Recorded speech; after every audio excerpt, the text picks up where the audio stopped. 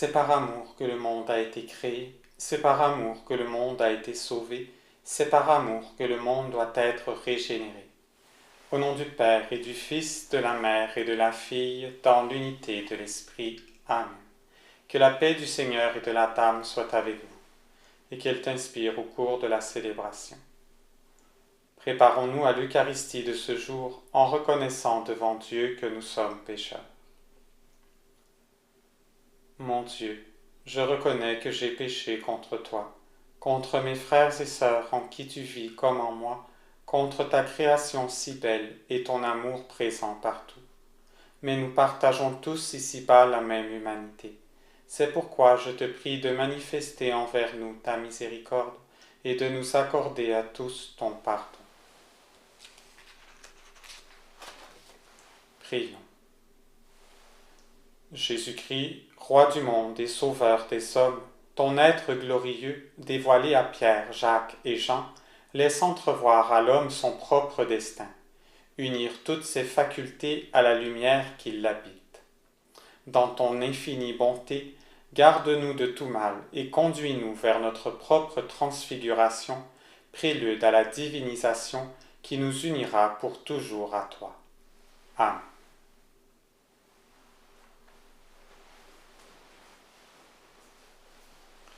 Lecture tirée du patrimoine spirituel de l'humanité. Depuis toujours, le ciel prépare l'avènement du royaume. Aujourd'hui, un extrait d'une homélie sur la transfiguration d'Anastase le Sinaïte, moine du mont Sinaï au 7e siècle, vénéré comme saint dans l'Église orthodoxe. Il est écrit: hâtons-nous vers la montagne, comme l'a fait Jésus, qui, là comme dans le ciel, est notre guide et notre avant-coureur. Avec lui, nous brillerons pour les regards spirituels. Nous serons renouvelés et divinisés dans les structures de notre âme et, avec lui, comme lui, nous serons transfigurés, divinisés pour toujours et transférés dans les hauteurs. Comme Pierre, soyons emportés dans cette contemplation et cette manifestation divine. Soyons magnifiquement transformés. Soyons emportés hors du monde, enlevés de cette terre. Qu'y a-t-il de plus heureux?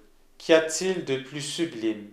Qu'y a-t-il de plus noble que d'être avec Dieu, que d'être transfiguré en Dieu dans la lumière?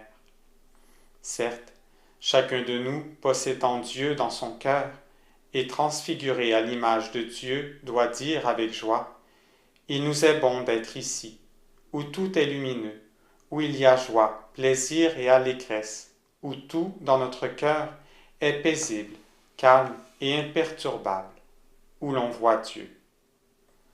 Là, tous les trésors des biens éternels sont présents et accumulés. Là sont présentés comme dans un miroir les prémices et les images de toute l'éternité à venir. C'était un extrait d'une homélie d'Anastase le Sinaïte. Nous rendons grâce à Dieu. Au jour du renouvellement de l'histoire, le Fils de Dieu s'est révélé par ses paroles et ses actions sans égal. Alléluia. Évangile de Jésus-Christ selon saint Matthieu. Le Seigneur est la lumière et le salut du monde.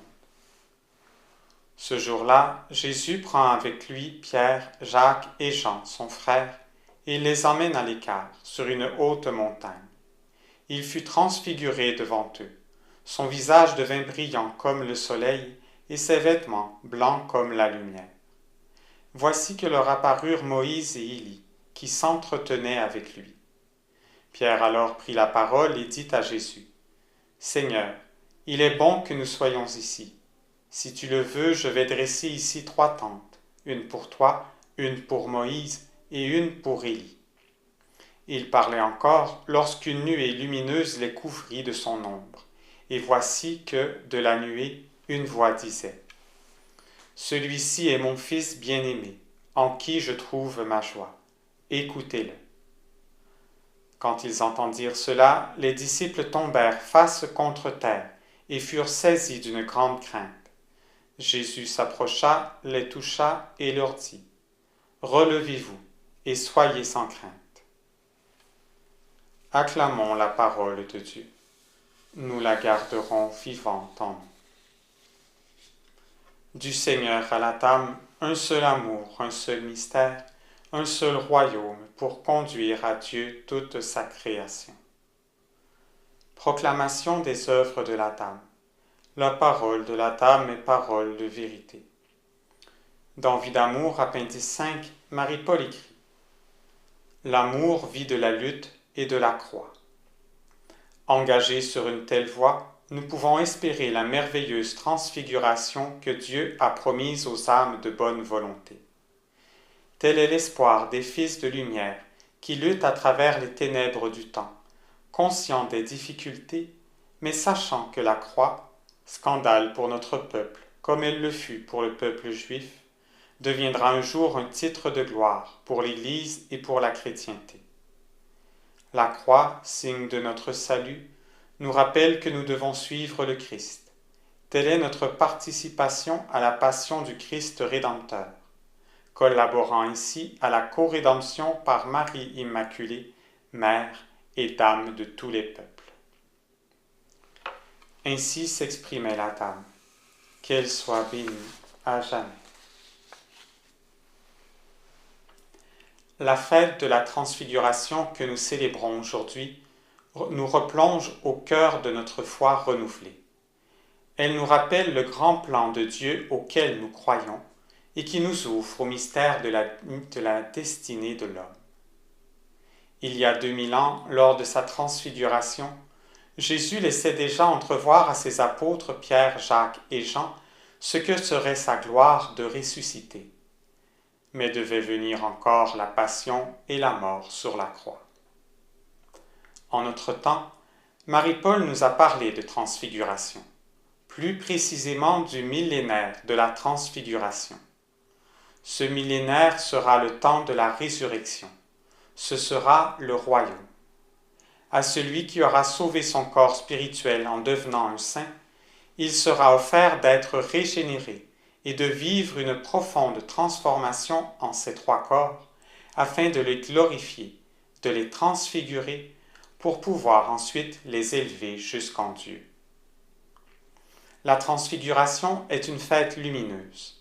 Elle nous rappelle que, par Jésus et Marie-Paul, chaque être humain est invité à se laisser envahir par la lumière divine qui l'habite, afin de devenir toujours plus rayonnant de l'amour divin. Il ne faut pas résister aux appels à monter, à nous dépasser dans l'amour vrai. Notre sanctification et notre montée sont une collaboration de l'âme avec Dieu. Dieu aide, Dieu soutient l'âme, il lui donne tout ce dont elle a besoin pour réaliser son plan d'amour. À mesure que les âmes du royaume avanceront dans les voies nouvelles de ce plan divin, la collaboration se fera de plus en plus intime.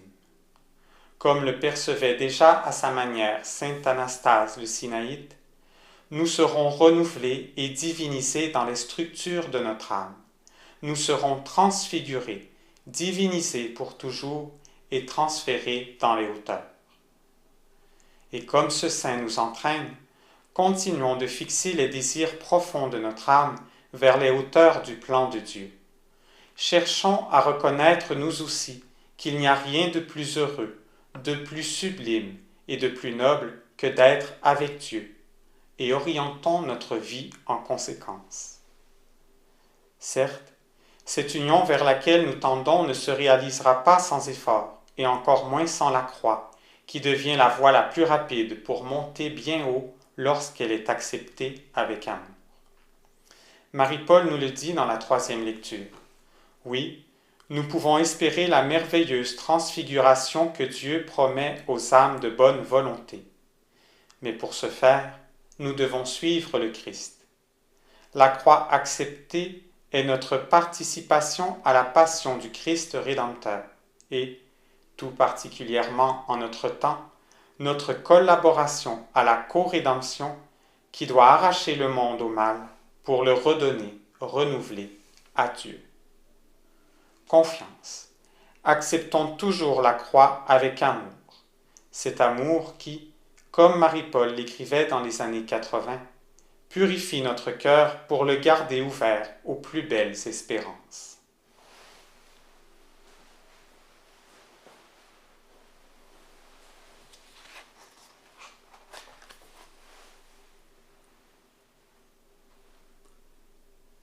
Dieu infiniment grand, toi qui es et qui étais avant que rien ne soit, nous allons revivre avec toi ton devenir en notre monde et la révélation que tu en as faite aux hommes selon l'ordre des temps que tu avais fixé. Béni sois-tu, divinité sainte, en ton éternelle et suprême unité. Quand Jésus-Christ vivait parmi nous sur la terre, il nous a révélé que toi, Dieu créateur, tu es le Père de tous les hommes, et il nous a enseigné la meilleure façon de te prier. Notre Père qui es aux cieux, que ton nom soit sanctifié, que ton règne vienne, que ta volonté soit faite sur la terre comme au ciel. Donne-nous aujourd'hui notre pain de ce jour. Pardonne-nous nos offenses, comme nous pardonnons aussi à ceux qui nous sont offensés, et ne nous soumets pas à la tentation, mais délivre-nous du mal.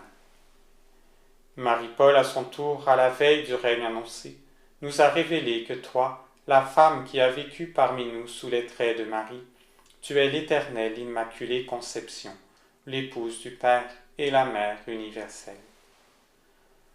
Ô Marie, divine Immaculée, créatrice avec Dieu de la terre et des cieux, Mère de la vie, Mère de tous les hommes, et Mère enveloppée de mystère, toi dont l'Esprit exulte en Dieu, toi qui ne fais qu'une avec lui, sois louée à travers les âges, et garde-nous tous rassemblés dans ton cœur étincelant de lumière et de beauté.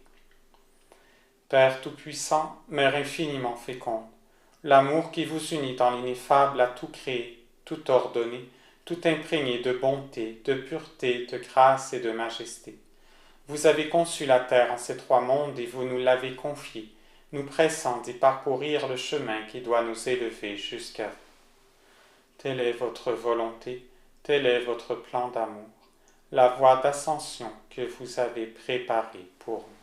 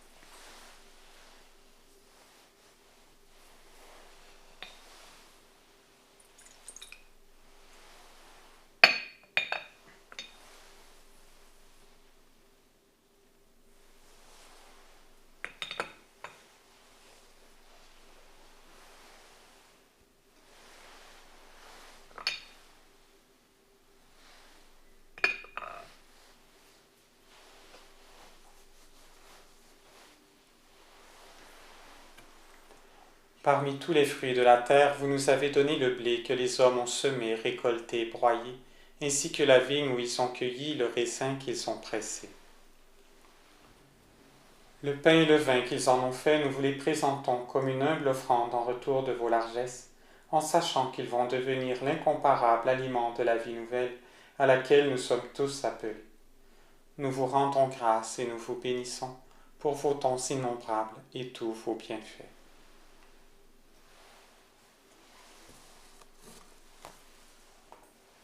Père et Mère de miséricorde, après la faute commise à l'origine de notre humanité, vous avez suscité parmi nous votre Fils d'abord et votre Fille ensuite, afin que, participant tous deux de la nature humaine qu'ils ont reçue et de la nature divine qu'ils ont conquise, ils renouent avec vous le lien primordial, et, par l'oblation de toute leur vie, nous ouvrent à nouveau la voie de la divinisation.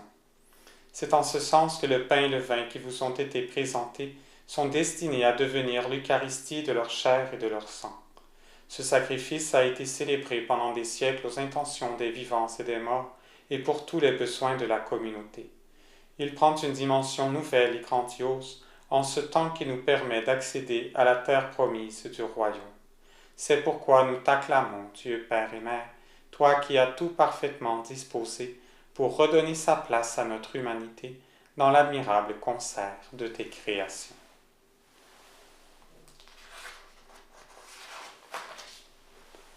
Voici venu l'instant solennel où sera revécu le sacrifice du Rédempteur et de la co-rédemptrice en faveur de toutes les âmes qui leur sont attachées. Nous croyons en toi, Jésus-Christ, qui a sauvé l'humanité. Nous croyons en toi, Marie-Paul, qui la régénère aujourd'hui. Nous croyons à votre œuvre conjointe qui se cristallise dans l'Eucharistie. C'est toi, Jésus-Christ, qui nous as dit de célébrer ce mystère, et c'est toi, Marie-Paul, qui l'a renouvelé en vue du royaume. Aussi nous vous prions d'accomplir à nouveau sur cet autel le miracle suprême de votre présence parmi nous, car il est signe de création nouvelle et source de vie divine.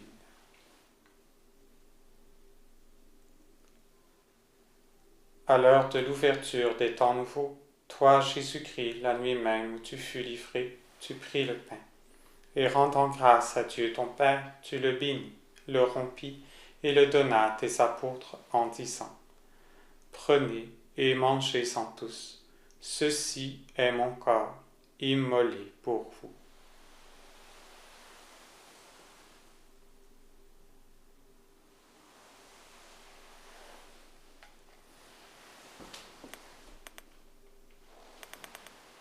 De même, à la fin du repas, tu pris la coupe, et rendant grâce à Dieu ton Père, tu la bénis, et la donna à tes apôtres en disant : Prenez et buvez-en tous. Ceci est la coupe de mon sang, le sang de l'alliance nouvelle et éternelle, qui sera versé pour vous et pour la multitude. Vous ferez cela en mémoire de moi.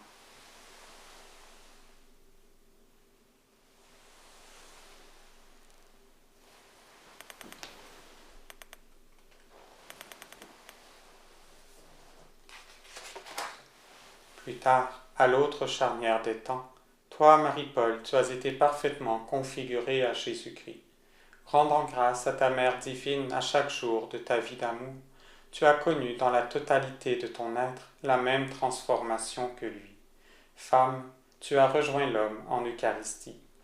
Cette union, tu nous l'as révélée toi-même, en écrivant que désormais, les paroles « Ceci est mon corps, ceci est mon sang » symbolisent à la fois l'œuvre du Rédempteur et l'œuvre de la co-rédemptrice, l'une et l'autre formant ensemble un mystère unique, le retour de notre humanité dans le plan d'amour de Dieu.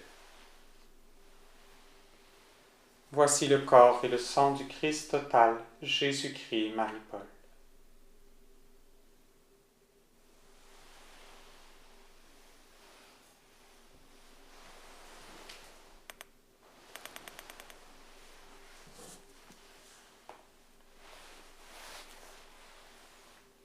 Il est grand le mystère de la foi.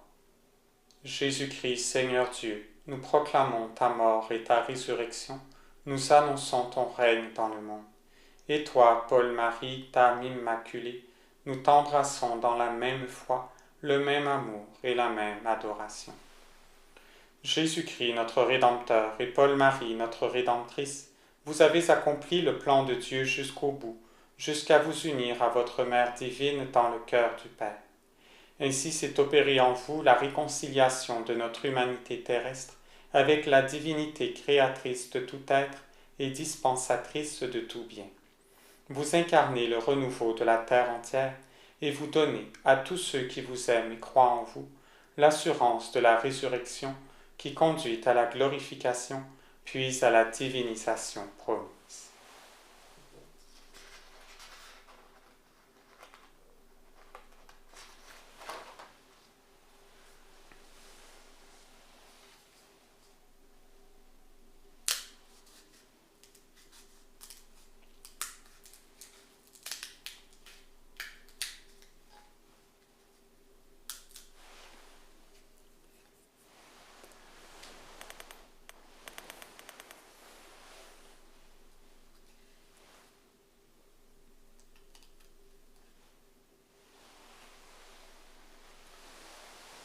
Voici l'Eucharistie du royaume, œuvre d'amour.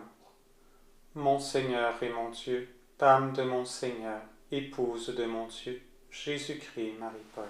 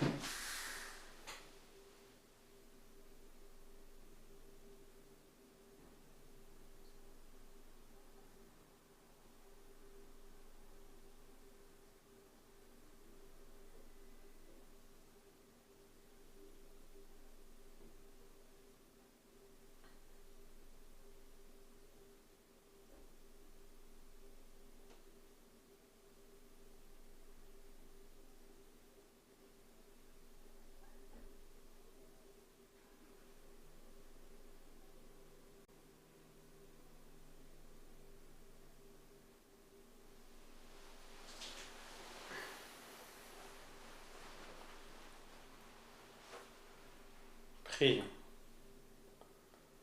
Nous venons de communier au corps glorieux du Christ total qui peut nous transformer de l'intérieur et selon l'ouverture de notre cœur faire de nous des participants de sa divinité. Jésus-Christ qui demeure en nous, nous te rendons grâce pour le salut que tu nous as mérité.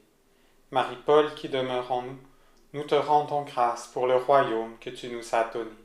Jésus-Christ, Marie-Paul, avec Marie la divine, attirez-nous jusque dans le cœur du Père. De même que toi, le Seigneur Dieu, tu nous as laissé la prière adressée au Père, ainsi toi, la Dame Dieu, tu nous as laissé la prière adressée au Fils, et dans laquelle est annoncé l'Esprit.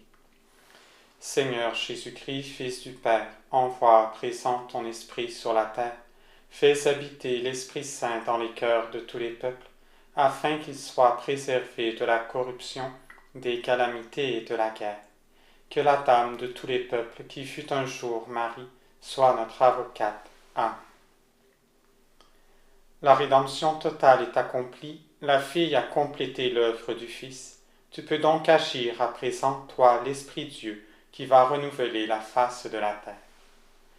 Esprit d'amour et d'unité, toi qui vis dans le cœur des hommes et dois habiter dans le cœur des peuples pendant le temps béni du royaume, irradie tout notre être des rayons de ta force et fais de la terre entière un temple sacré. Et que la divinité tout entière vous bénisse, le Père et le Fils, la Mère et la Fille, dans l'unité de l'Esprit. Amen. Portez en vos foyers le trésor spirituel que vous venez d'acquérir en ce lieu. Nous rendons grâce à Dieu qui nous aime d'un amour infini.